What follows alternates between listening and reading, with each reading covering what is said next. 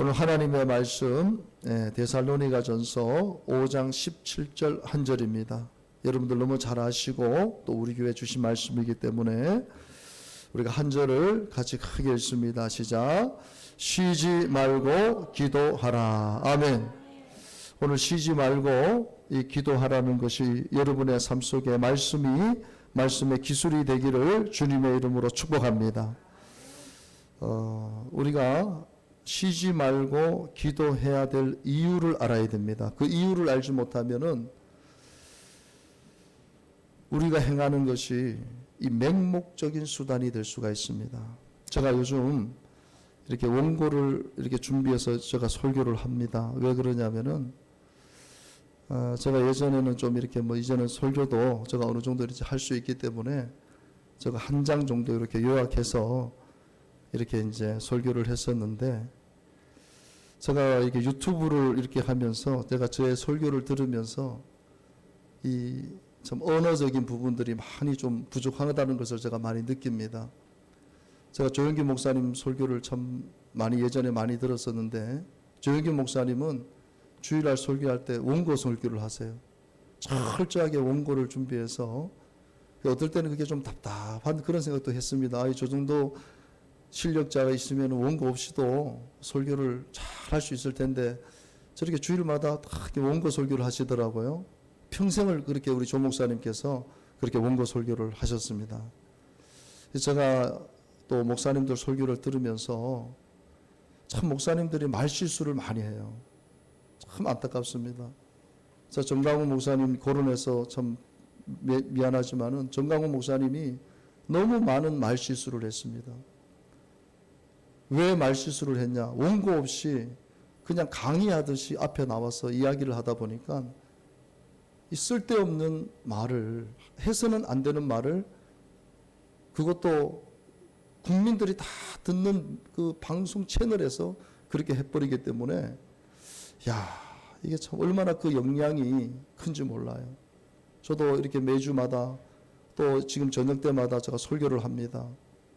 우리 목사님도 제가 설교를 들을 때 깜짝깜짝 놀라요. 왜 저런 언어를 사용하고 왜 저런 말을 할까? 왜냐하면 세상 사람들이 그런 말을 들었을 때 우리 기독교를 안 그래도 폄하하고 우리 기독교를 개독교라 하고 개독교 목사라고 하는데, 우리가 언어적인 부분이 제대로 안 됐다 보니까 더 공격을 받을 수밖에 없는, 그래서 제가 이거 이래서 안 되겠구나. 제가 철저하게 이 원고를 잘 준비해서, 이제는 여러분도 아시다시피 우리 교회 설교를 다 듣습니다. 외부에서도. 우리 교회만 듣는 것이 아니고 이제는 제가 유튜브로 이것을 실시간으로 방송이 나가기 때문에 우리 교회 성도들 말고도 다른 교회 성도들도 또 안 믿는 사람도 제 설교를 들을 수가 있어요. 그래서 조영기 목사님께서 참 지혜로우셨구나. 조영기 목사님이 원고 없어도 충분히 설교하실 수 있는 그런 분이시거든요. 근데도 철저하게 그렇게 원고 선교를 왜 그분이 하셨을까를 지금 제가 깨닫는 거예요. 그 위대하신 하나님의 종이 철저하게 하나님 앞에 이 언어적인 부분들을 잘 지켜나가기 위해서 그렇게 원고 설교를 했던 거예요.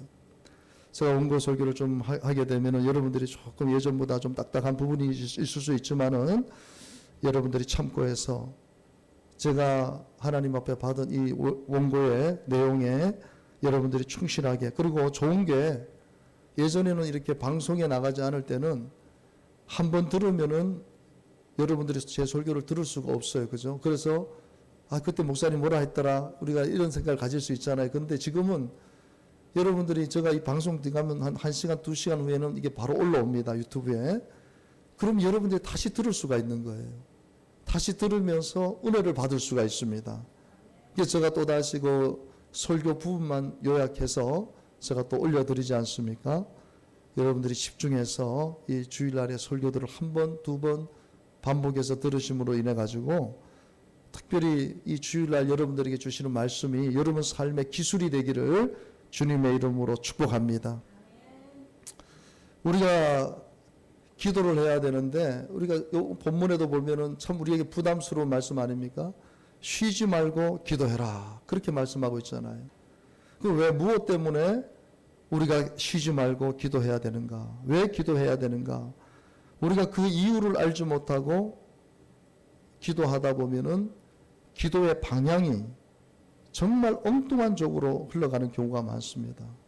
그러니까 왜 하나님께서 쉬지 말고 기도해야 하는가? 우리가 이유를 분명히 알고 기도할 때 우리의 기도가 하나님이 기뻐하는 기도, 하나님께서 응답해 주시는 기도, 기도의 역사가 있는 기도 될 줄로 믿습니다. 여러분, 쉬지 말고 기도해야 될 가장 첫 번째 이유는 뭐냐? 하나님과의 관계를요, 최우선 순위에 두는 삶을 살게 하기 위해서 하나님께서 쉬지 말고 기도하라는 것이에요. 여러분, 이 사실을 분명히 오늘 깨닫게 되시기를 바랍니다. 쉬지 말고 기도하라고 하신 하나님의 이유가 무엇인가? 첫 번째로 하나님과의 관계를 최우선 순위에 두는 삶을 살게 하기 위해서. 기도의 가장 중요한 의미는 하나님과의 관계입니다. 그것을 여러분 분명히 알게 되기를 바랍니다. 그래서 기도를 영적 호흡이다 그래요. 영적 호흡. 영적 호흡이라기도 하고 하나님과의 대화다 이렇게 표현을 하는 것입니다. 그러니까 하나님과의 관계가 끊어진 사람은 기도하지를 않습니다. 하나님과의 관계가 끊어진 사람은 기도하지 않고, 기도하지 않는다는 것은 뭐예요? 영적인 호흡이 끊어져 죽은 상태라는 것입니다. 우리가 인공호흡 하시는 분들을 보잖아요. 호흡이 제대로 안 되시는 분들은 인공호흡을 껴서 호흡을 억지로 하게 하지 않습니까? 기도를 하지 않는다는 것은 영적으로 내가 호흡이 끊겨 있거나 인공호흡을 할 수밖에 없는 그런 상태라는 것이에요. 기도라는 것이 이렇게 중요한 것입니다. 여러분, 하나님과의 관계는 눈에 보이지 않는 세계예요. 사실은 눈에 보이지 않습니다. 하나님이. 그래서 영적 세계라고 하는 거예요. 하나님과의 관계는 은밀한 것입니다. 은밀한 것. 잘 드러나지를 않아요. 세상 사람들은 잘 모르죠. 하지만 하나님과의 관계는요, 내적인 삶을 풍요롭고 기름지게 하는 것이에요. 그래서 여러분, 하나님과의 관계가 충만해지면요, 기쁘고 행복한 거예요. 그래서 예수 믿는 사람들은요, 기쁜 거예요. 행복한 거예요. 왜? 하나님과의 관계가 충만하기 때문에. 여러분, 제가 오늘 이 미가엘 반죽의 찬송가 304장을 제가 틀어놨습니다. 이 찬송가 304장을 미국의 데릭 레만 목사님께서 1917년에 작사 작곡한 곡입니다. 근데 3절을 보게 되면은요, 제가 참 어떻게 이런, 여러분, 제가 아침마다 여러분들에게 이 묵상해서 보내주는 것을요, 여러분, 이게 짧지만은 저 나름대로 아주 기도하면서 그걸 쓰는 겁니다. 그런 표현들을 하나님 앞에 기도하면서 제가 전체적인 것은 여러분 주만나를 꼭 잘 하시기를 바랍니다. 주만나 내용이 너무 좋아요. 저는 주만나 내용을 제가 그래서 포인트만 여러분들에게 올려드리잖아요. 이 주만나 내용을 여러분 잘만 읽어도 하루에 충분한 양식을 얻을 수 있습니다. 그래서 거기 밑줄을 치시고 옆에 또 메모할 수 있는 라인이 있으니까 그 라인에 적으시고, 그래서 혹시라도 마음에 감동이 되면 여러분들 카톡방에다가 또 올리시게 되면 그게 하나의 우리가 새벽에 서로 말씀을 묵상할 수 있는, 그 서로 말씀을 나눌 수 있는 그런 은혜가 되는 것입니다. 여러분 3절에 보면은요, 어떻게 저는 이 레만 목사님께서 참 하나님께서 그 감동을 주셨겠지만 어떻게 이런 표현을, 이런 가사를 작사할 수가 있었을까?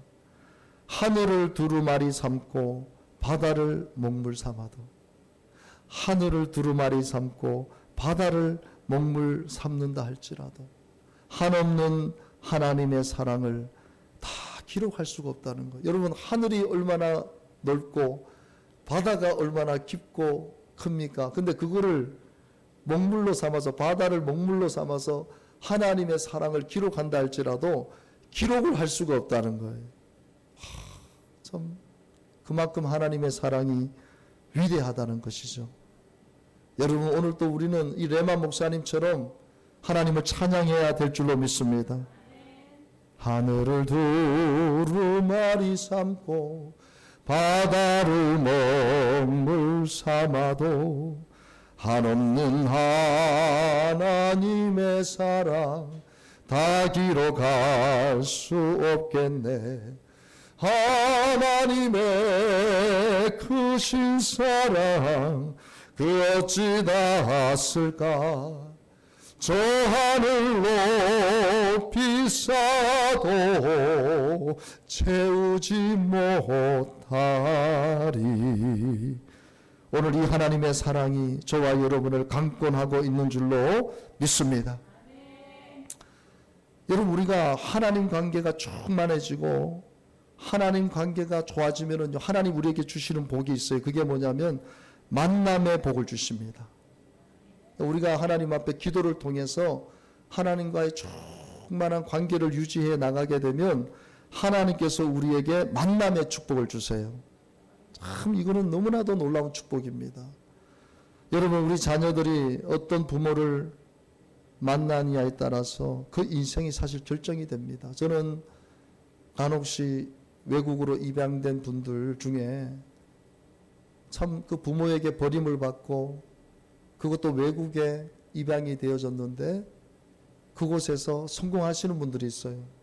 저는 그걸 볼 때마다 어떤 부모를 만나느냐에 따라서 자기를 낳아준 육신의 부모는 버렸지만은 그 버린 자식을 입양한 그분들을 잘 키워서 그 지역에서 얼마나 큰 인물로 성장하게끔 만드는 것을 보면서 참 부모의 역할이라는 것이 이렇게 중요하구나. 어떤 부모를 만나냐에 따라서 그 인생이 참 결정진다 해도 과언이 아니구나. 여러분, 우리가 살아가면서 좋은 스승을 만나고 좋은 친구를 만나고 여러분 좋은 연인을 만나는 것, 이것이 축복인 줄로 믿습니다. 여러분, 우리 자녀들을 위해서 기도합시다. 하나님 좋은 배우자를 만나게 해 주십시오. 여러분, 작년에만 해도 데이트 폭력으로 참 죽은 분들이 있잖아요. 데이트 폭력으로 좋게 만났는데 헤어지자고 하니까 그냥 무자비하게 때려서, 그런 사건들을 보면서 참 그런 사람을 안 만났으면 좋았을 텐데 그런 사람을 만나서 가정이 파탄되고 한 가정은 모녀 3명이 참 죽는 그런 일까지 있었지 않습니까? 우리 자녀들이 정말 하나님 안에서 하나님을 잘 섬김으로 인해서 정말 만남의 축복을 받게 되기를 바랍니다. 여러분, 마지막 때 우리 성도들은요, 교회와 목회자를 잘 만나는 것이 복입니다. 여러분, 내 주변에도 이단을 만나서, 특별히 신천지를 만나서 인생이, 가정이 완전히 망하는 것을 많이 봤습니다. 그 신천지를 어떻게 만나게 돼가지고 그 신천지가 하는 그 유혹을 이겨내지 못하고 거기 집단에 들어가서 자기뿐만 아니라 가족까지 완전히 망하는 쑥대밭이 되는 그런 것을 보게 되어집니다. 여러분, 우리 성도님들, 여러분들이 소속된 교회, 여러분을 영적으로 인도하는 목회자를 위해서 여러분 기도해야 됩니다. 목회자가 바로 서야 돼요. 바른 목회자가 돼야 돼요. 바른 말씀을 전할 수, 그것을 할 수 있는 것은 바로 여러분들이 기도해 주는 것입니다. 여러분들이 기도해 줄 때 목회자는 바르게 하나님을 섬기게 되고 교회를 섬기게 되는 줄로 믿습니다. 여러분, 우리가 하나님 앞에 기도함으로 인해서 하나님과의 관계가 좋아지면 좋아질수록 하나님은 너무나 놀라운 복을 주세요. 그 복이 뭐냐면 만남의 복인데, 예를 들어서 모세와 여호수아의 관계입니다. 여러분, 모세와 여호수아의 관계. 여러분, 이 모세가 어떤 사람입니까? 하나님과 직접 대화할 정도로 대화하고 하나님을 형상을 본 사람이 바로 이 모세입니다. 그러니까 모세는 우리가 생각하는 그 수준의 사람이 아닙니다. 왜? 하나님과 대화를 나눌 정도로, 그리고 하나님의 형상을 볼 정도로 하나님께서 그렇게 충만하게 모세를 만나 주셨던 것을 보게 되었습니다. 출애굽기 33장 11절을 보게 되면은요, 사람이 그 친구와 이야기함 같이 여호와께서는 모세와 대면해서 말씀을 하셨다. 할렐루야. 참 얼마나 하나님께서 모세와는요 대면에서 말씀을 하고 모세는 진중으로 돌아오나 그 수종자 눈의 아들 청년 여호수아는 어떻게 해요? 해막을 떠나지 아니했다라고 말씀합니다. 그러니까 하나님께서 이 모세의 정말 귀한 사역을 돕는 사람으로 여호수아는 해막을 떠나지 않고 누구를 위해서? 모세를 위해서 기도하고 있는 거예요. 그러니까 모세가 모세 될 수 있었던 것은 바로 여호수아의 섬김을 통해서 모세는 마음껏 사역을 감당하게 됐던 것을 보게 되었습니다. 그만큼 모세가 하나님과 관계가 충만했기 때문에 하나님은 여호수아를 붙여주신 거예요. 여러분 보세요. 여호수아 1장 1절을 보게 되면은요, 여호와의 종 모세가 죽은 후에 여호와께서 모세의 수종자라고 합니다. 이 수종자라는 것이 히브리어로 샤라트라는 뜻, 샤라트. 이게 뭐냐면 수종들다, 하인, 봉사라는 뜻이에요. 그러니까 모세의 수종자라는 말은 뭐냐면 모세의 비서라니까, 비서. 하나님께서 모세에게 비서를 주신 거예요. 비서. 그게 누구냐면 여호수아인 거예요. 여호수아. 그러니까 여러분 여호수아가 결국 모세의 뒤를 잇는 지도자가 되는 것이에요. 그러니까 모세는 여러분 우리가 교회의 이 세습 문제 때문에 얼마나 지금 사실 교회적으로 많이 지금 힘듭니까? 그런데 하나님께서는 모세의 뒤를 이어서 여호수아를 이미 예비해 놓으신 거예요. 아무 문제 없이. 하나님과 대면하여 관계가 충만했던 모세에게 여호수아를 예비해 놓으신 거예요. 여러분 오늘 저와 여러분이 하나님 앞에 모세처럼 정말 기도로서 하나님 관계가 충만해지면 하나님께서 이런 만남의 복을 허락해 주실 줄 믿습니다. 그리고 다윗과 요나단의 관계입니다. 저는 늘 하나님 앞에 기도합니다. 하나님 저에게도 다윗과 요나단과 같은 이런 만남의 복을 주시옵소서. 참 여러분 다윗은요 아마 다윗처럼 하나님과의 관계가 어려서부터 충만한 사람은 없을 거예요. 다윗은 어려서부터 하나님을 찬양하고 시로 찬양하고 하나님 앞에 기도함으로 영광을 돌렸던 사람입니다. 이런 다윗에게 하나님은 요나단이라는 친구를 붙여주십니다. 여러분 다윗에게 있어서 요나단은요 생명의 은인입니다. 그러니까 요나단이 없으면 사실은 다윗은요 생명을 보장받을 수가 없었어요. 요나단이 다 그 생명을 지켜줬어요. 하나님께서 이 다윗을 너무나 사랑하시기 때문에 요나단이라는 사람을 붙여주신 것입니다. 사무엘상 18장 1절을 같이 한번 읽어봅시다.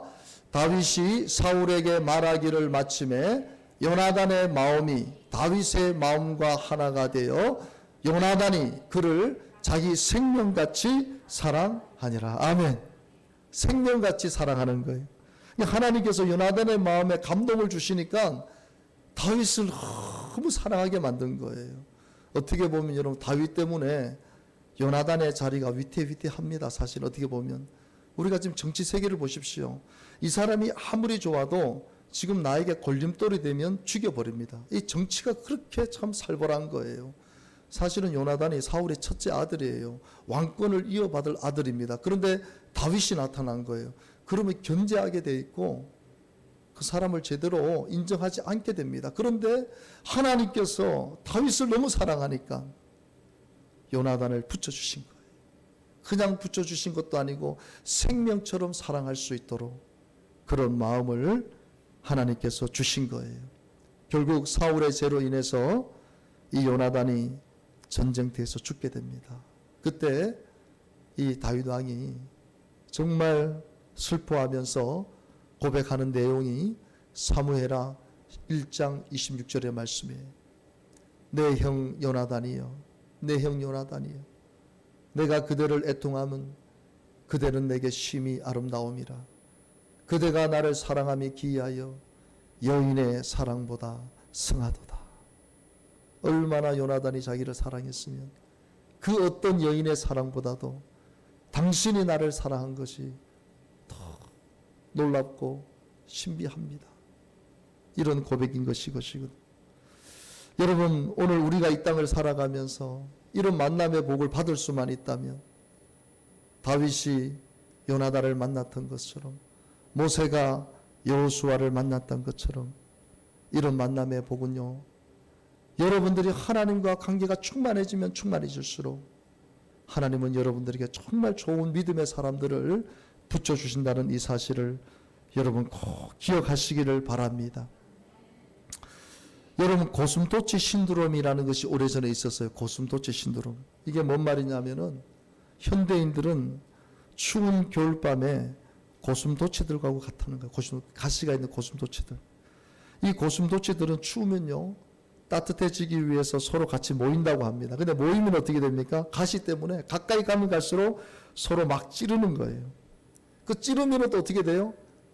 아프니까 또 떨어져요. 떨어지면 어떻게, 추우니까 또 붙어요. 붙으면 어떻게 해요? 또 서로 찌르고 상처를 주는 거예요. 이게 바로 고슴도치 신드롬이라는 거예요. 고슴도치 신드롬. 여러분, 이 고슴도치 신드롬을 어떻게 치료할 수 있습니까?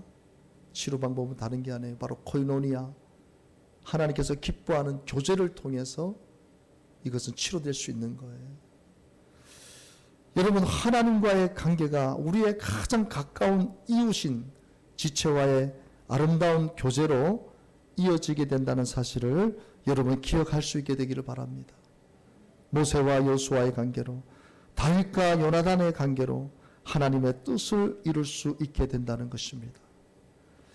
오늘 우리가 서로 잘 맞지 않을 수 있어요. 우리는 성격이라든지 외모이라든지 모든 것이 다릅니다. 하지만 오늘 우리가 기도로서 하나 될 수 있어요. 우리가 기도의 통로를 통해서 하나님의 뜻을 이루는, 우리는 최상의 관계가 될 수 있다는 사실을 여러분 꼭 기억할 수 있게 되기를 바랍니다.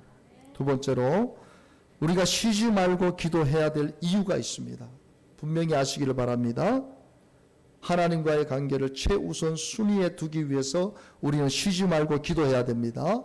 두 번째로, 하나님과의 관계를 회복하기 위해서 우리는 쉬지 말고 기도해야 돼요.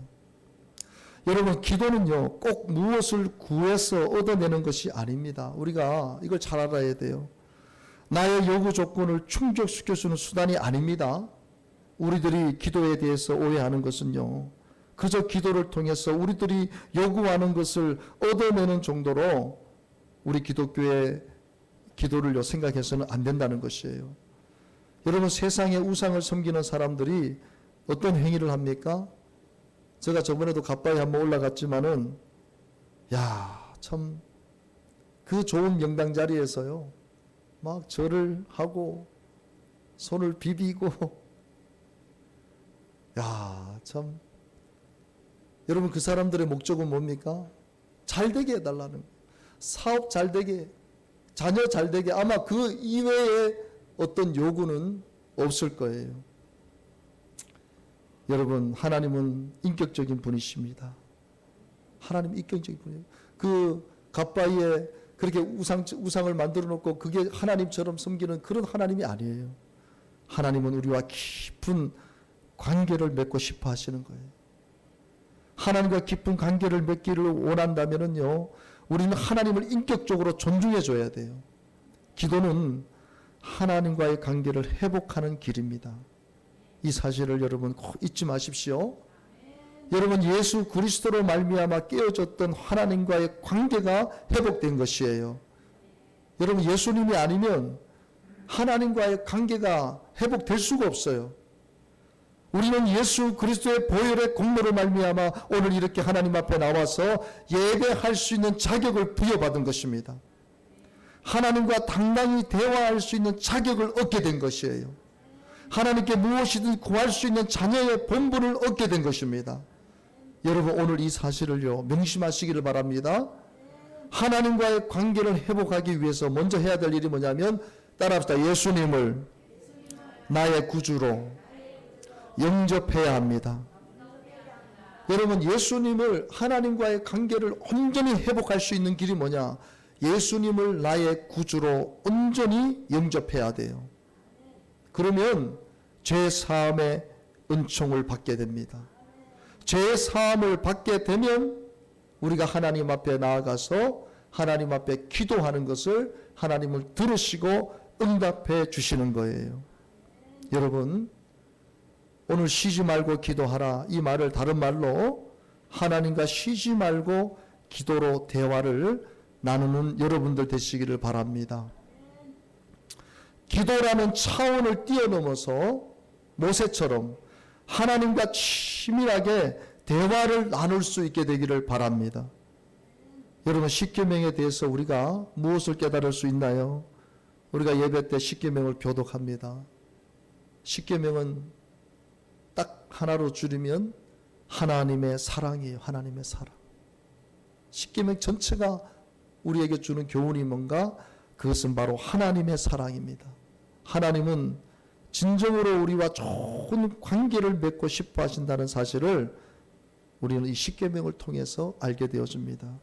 여러분, 때로는 하나님을 질투하는 하나님이다, 그렇게 표현합니다. 성경에서 하나님을 질투하는 하나님이다. 어떻게 보면 표현이 어떻게 하나님이 질투할 수 있냐, 그렇게 우리가 생각할 수 있는데 하나님을 질투하는 하나님이다. 여러 성경 구절이 있지만은요, 신명기 6장 15절을 같이 한번 우리가 읽어봅니다. 시작.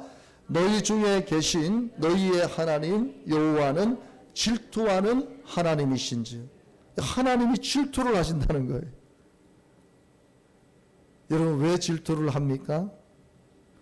여러분, 우리가 인생을 살아가면서 사랑하는 사람이 외도했을 때, 우리가 혼인의 서약을 하고 우리가 100년 해로를 약속하고 그 어떤 경우에도 마음 변치 않고 살기로 약속했는데 그렇게 사랑했던 사람이 외도를 했을 때 사실 그 아픔은요, 아마 가장 클 거예요. 믿고 사랑했던 사람에게 배신을 당했을 때에 여러분, 그 고통은 참을 수가 없는 거예요. 하나님은 우리를 너무나 사랑해서 독생자 예수 그리스도를 십자가에 내어주셨습니다. 그분을 십자가에 죽이시기까지 우리를 사랑한 거예요. 그런데 우리는 그 사랑을 저버릴 때가 너무나 많습니다. 때로는 그 사랑을 우습게 여기기까지 합니다. 그 사랑에 대한 깊은 감사가 없어요. 여러분, 하나님은 질투하는 하나님이십니다. 그래서 하나님이 아닌 다른 어떤 신이나 우상을 섬기고 절하고 예배하면요, 하나님은 용납할 수가 없는 거예요. 왜? 우리를 너무나 사랑하시기 때문에. 여러분, 건강하지 못한 가족 관계는요, 대화를 전혀 하지를 않습니다. 부부 관계, 부모 자식과의 관계, 나와 관계를 맺고 있는 사람들의 관계를 여러분 한번 생각해 보세요. 이 대화가 단절된 가족, 대화가 단절된 사회는요, 병들어 갑니다. 그래서 저 공산주의가 병들어 가는 거예요. 공산주의는 대화를 하지 않습니다. 공산주의는요, 명령할 뿐이에요. 대화 잘못하면 그냥 바로 그냥 끌려갑니다. 대화를 할 수 없어요. 우리처럼 이렇게 뭐 대통령에 대해서 함부로 이야기를 나눌 수 없어요. 거기 김정은에다가 뭐 잘못된 얘기하면 바로 잡혀가서 사형입니다. 공산주의가 바로 그런 것이에요. 민주주의라는 것은 내가 하고 싶은 말을 할 수 있는 거예요. 이 대화의 장이, 그러니까 발전이 있는 거예요. 여러분, 우리는 서로 대화하기를 힘써야 됩니다. 그저 나의 입장만 내세우는 대화가 아니라 상대방을 배려하는 대화를 우리가 많이 해야 돼요. 근데 그게 잘 안 됩니다. 특별히 우리 남편들, 우리 남성들이요, 이런 대화를 잘 못해요. 좀 연세 드신 분들은요. 여러분, 아내는요, 다른 것도 없어요. 생각해 보면은 그저 대화를 나누고 싶은 거예요. 대화를. 그런데 우리 남편들은 어떻게 합니까? 결론을 내버리는 거예요. 그리고 막 물을 자르듯이 대화를 막 잘라서 아내의 마음을 아프게 하는 거예요. 우리 남편들이 변해야 됩니다. 우리 남편들이 안 변하면요, 아내들이 상처를 입게 돼요. 그리고 아내들이 이야기를 나눌 때 끝까지 들어줘야 돼요. 끝까지. 힘들지만 끝까지 들어줘야 돼요. 그리고 옹해줘야 되고 맞장구도 쳐줘야 돼요. 제가 설교를 하면서, 야, 이거 과연 내가 할 수 있겠나? 내가 설교는 이렇게 하지만 내가 내 아내의 말을 끝까지 들어주고 옹호해주고, 야, 맞장구 쳐줄 수 있겠나? 설교하는 나도, 야, 이 하나님 되게 해주시옵소서. 아내는 그저 대화를 나누고 싶을 뿐입니다. 끝까지 들어주고 옹호해주고 맞장구를 쳐줘서 우리 아내가 행복하고 평안한 아내가 되어져서, 우리 아내가 건강해야 돼요, 여러분. 아내가 건강해야 맛있는 반찬도 해주고 또 남편을 위해서 수고할 수 있는 거예요. 그런데 남편들이 이걸 못하는 거예요. 그러니까 우리 아내들이 화병이 생기고 스트레스를 받으니까 병이 오는 거예요. 그 병이 오면은 가정을 돌볼 수 없잖아요. 그러면 가정이 힘들어지는 거예요. 그리고 우리 남편들이 우리 아내들의 대화만 잘 들어줘도 우리 아내들이 마음의 상처가 많이 사라집니다. 오늘 이곳에 계신 우리 남성들, 오늘 저를 비롯해서 우리 남편 되시는 우리 남성들이 오늘 하나님 앞에 한번 결단을 합시다. 아내의 말을 잘 들어주겠습니다. 끝까지 들어주겠습니다. 호응도 해주겠습니다. 맞장구도 쳐주겠습니다. 할렐루야. 대화가 돼야, 부부가 대화가 돼야 여러분 서로 행복하잖아요. 그 대화가 되지 않으면은 얼마나 힘들어요, 사는 게. 부부처럼, 이 부부 관계처럼 힘든 관계도 없잖아요. 하지만 대화가 잘 되고 행복하면 그래도 평생 동안 손을 잡고 위로해 줄 수 있는 관계가 바로 부부 관계잖아요. 저는 오늘 우리 행복한 순복음의 모든 가정들이 서로 대화를 많이 하는 가정들이 되기를 주님의 이름으로 축복합니다. 여러분, 하나님과의 대화의 수준도 우리가 한번 점검해 봐야 돼요. 여러분, 어떤 사람은요, 급한 일이 있을 때 막 전화가 오는 사람이 있어요. 급한 일만 있으면, 그러면 딱 맞아요. 아, 이 사람 전화 왔다, 아, 또 뭐 급한 일 있나 보구나. 여러분, 우리가 하나님 앞에 급할 때만, 문제 있을 때만 기도하는 사람들이 있어요. 그리고 아주 가끔 생각날 때 또 전화 오는 사람들이 있어요. 우리가 하나님을 아주 가끔 생각해서 하나님 앞에 기도한다, 이것도 문제가 되겠죠. 그리고 어떤 사람은요, 자주 연락은 오는데 전화 잡으면 자기 할 말만 해요. 자기 할 말만 다다다다다다다다 계속 하다가 끊어. 자기 말은 다 했다는 거예요. 여러분, 서로 친밀함을 가지고 이야기하는 그런 수준으로 하나님과의 대화를 끌어올리는 여러분들이 되시기를 바랍니다.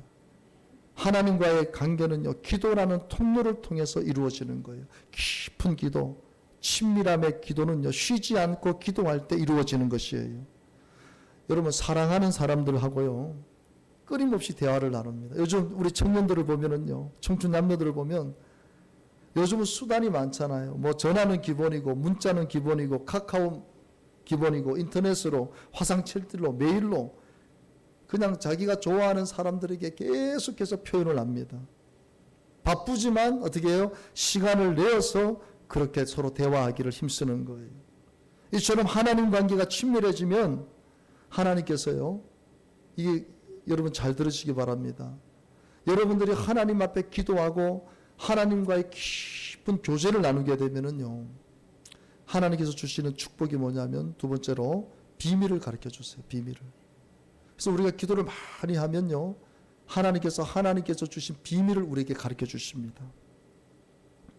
우리가 사랑하게 되면은요, 다 털어놓는 거예요. 비밀을 다 털어놓는 거예요. 여러분, 삼손이라는 이 사사는요, 사랑해서는 안 되는 이방 여인 드릴라를 사랑해서 얘기하면 안 되는 비밀을 얘기해서요, 머리 잘리고 힘을 다 잃어버렸던 것을 우리가 사사기를 통해서 알잖아요. 여러분, 사랑하게 되면 비밀이 없어지는 거예요. 여러분, 하나님도 마찬가지예요. 우리가 하나님을 사랑하고 하나님 관계가 친밀해지면 친밀해질수록 하나님은 하늘의 비밀을 우리에게 가르쳐 주는 거예요.